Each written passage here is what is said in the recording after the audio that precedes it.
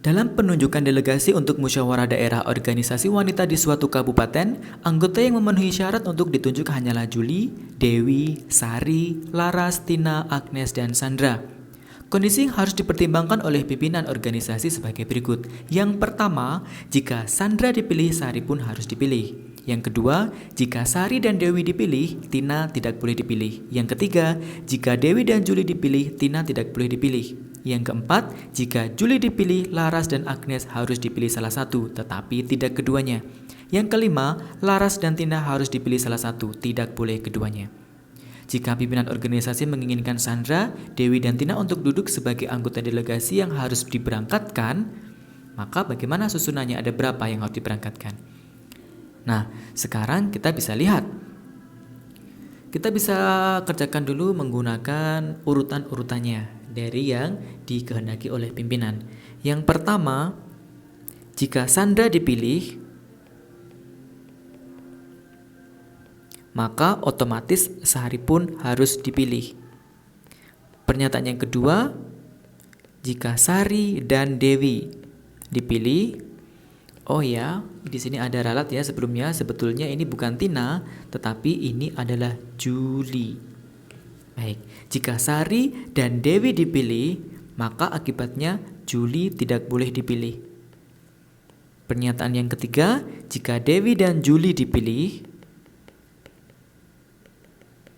maka Tina tidak boleh dipilih. Yang keempat, jika Juli dipilih, maka Laras dan Agnes harus dipilih salah satunya. Maka kita pilih antara Laras atau Agnes karena tidak boleh keduanya. Yang kelima, Laras dan Tina harus dipilih salah satunya. Kita pilih antara Laras atau Tina. Nah, seperti ini. Maka kita bisa tahu masing-masing ya.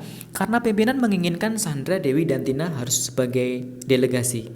Sandra, Dewi, dan Tina harus sebagai delegasi. Maka ada berapa orang yang menjadi delegasinya? Kita lihat pernyataan yang pertama, jika Sandra dipilih maka Sari dipilih. Pasti ini Sari terpilih. Maka kita lingkari semua Sarinya. Oke. Pernyataan yang kedua, jika Sari dan Dewi dipilih maka Juli tidak dipilih. Juli kita hilangkan. Oke. Seperti ini. Kemudian pernyataan yang ketiga, jika Dewi dan Juli dipilih, maka Tina tidak boleh dipilih. Padahal di sini harusnya Tina dipilih, berarti kan Juli tidak boleh. Berarti pernyataan ini sudah benar.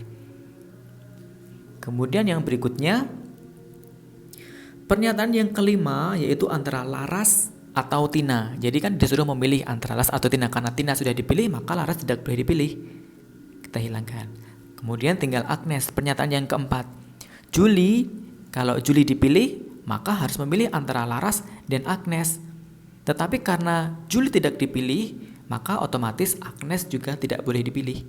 Jadi ada berapa orang? Jadi yang dipilih adalah Sandra,